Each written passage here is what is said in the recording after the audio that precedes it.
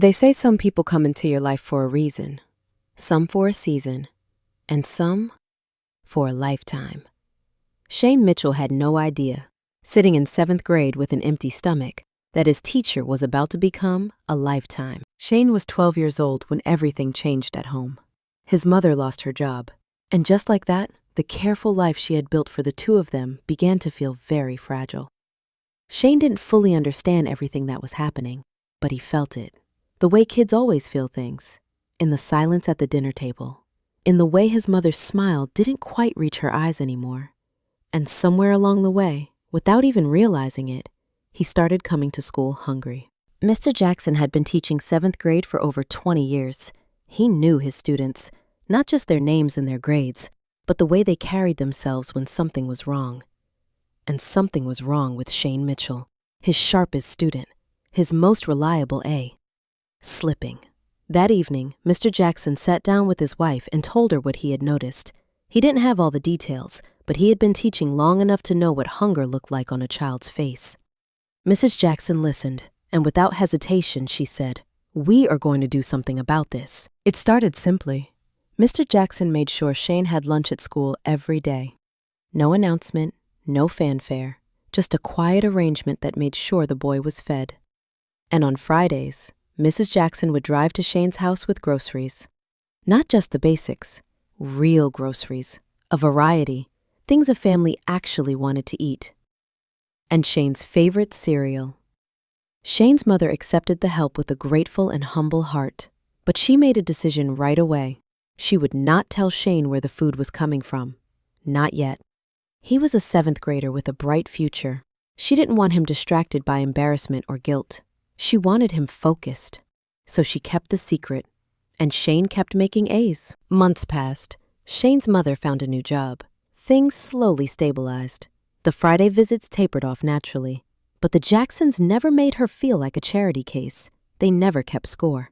Mrs. Jackson had simply said, "We have plenty, and when you have plenty, you share." That's all this was. Shane finished 7th grade strong, 8th grade even stronger, and by the time he walked across the stage at his high school graduation, he was heading to college on a full academic scholarship. It was that night, still in his cap and gown, that his mother pulled him close and told him the truth. She told him about Mr. Jackson noticing his grades slipping, about Mrs. Jackson showing up every Friday with groceries, about the cereal, about all of it. Shane didn't say anything for a long time.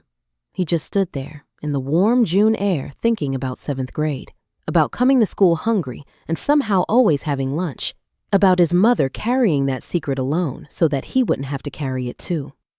And he thought about Mr. Jackson, standing at the front of that classroom every single day, never once making Shane feel like anything other than a student with a future. He made a promise to himself that night. Someday, he was going to find a way to give that back. Shane Mitchell became a doctor. And when it came time for his residency, he got lucky. The hospital that selected him was right back home. The same town, the same streets he had walked as a hungry 7th grader. Mr. Jackson had followed every step of it. Somewhere in a drawer in his house was a collection of newspaper clippings, every article, every mention, every photograph of Shane that had ever made it into print. Because that's what teachers do. They invest in a child and spend the rest of their lives watching that investment grow. But life has a way of humbling even the most faithful among us. A few years before Shane came home, Mrs. Jackson passed away. And when she left, she took something with her that Mr. Jackson didn't know how to live without. Family came, friends came, but the attention didn't last. People moved on the way people do, and something inside Mr. Jackson just gave way. He stopped caring about the house. He stopped caring about himself. The memories inside those 4 walls were too painful. So eventually, he left them behind. And the man who had quietly fed a hungry 7th grader ended up on the street himself, holding a sign, "Will work for food." Shane was on his way to the hospital one morning when he saw him, an older man, walking slowly, holding a cardboard sign. He slowed down. Something pulled at him, but then he kept going. He told himself it was fine. But it wasn't fine. That image followed him into the hospital, through his rounds, through lunch, all the way home. He could not shake it. The next day, Shane saw the man again. Same corner, same sign. This time he stopped. He got out of his car and walked toward the man slowly. He introduced himself, asked if he could buy him something to eat. And as the man looked up, Shane's whole body went still. He knew that face. "Mr. Jackson?" he said. The old man looked at him for a moment, and then he smiled. "Shane Mitchell," he said.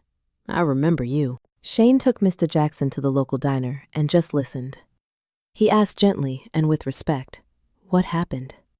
And Mr. Jackson told him everything. The grief, the loneliness, the day something inside him gave way and he stopped fighting to hold it together. Shane listened to all of it, and when Mr. Jackson finished, Shane leaned forward and said, "Mr. Jackson, I need to tell you something." He told him about graduation night, about what his mother had finally revealed standing in that parking lot, about the groceries every Friday, about the cereal, about the lunch that was always there even when he didn't know where it came from. He told him that he had never forgotten, that not a single day of medical school had gone by without him thinking about the man who noticed when a 7th grader started slipping, and decided to do something about it. Mr. Jackson sat very still across that diner table, and for the first time in a long time, a man who had spent his whole life taking care of other people allowed himself to be taken care of. Shane brought Mr. Jackson home. Fresh clothes, a warm place to sleep, a quiet space to breathe. He called his mother and told her his plan, and without hesitation, she said yes. This was the same woman who had stood at her door accepting groceries from a teacher's wife she had never met. She understood exactly what this moment meant. Together, Shane and his mother worked alongside Mr. Jackson to get the old house back in order, cleaning, repairing, restoring. Not just the walls and the floors, but the man himself. They showed up consistently, quietly, without keeping score. The same way the Jacksons had shown up for them, Mr. Jackson eventually settled back into his own home. With a little encouragement from Shane, he landed an adjunct teaching position at the local college. He was back in a classroom, back where he belonged. And on Sunday evenings, the three of them would sit down together for dinner. Shane, his mother, and the man who had once made sure a hungry 7th grader never had to face the day on an empty stomach. Passing dishes around the table, laughing about old times, building new ones. They say some people come into your life for a reason, some for a season, and some for a lifetime. Mr. Jackson planted a seed in a hungry little boy who didn't even know the ground beneath him was being tended.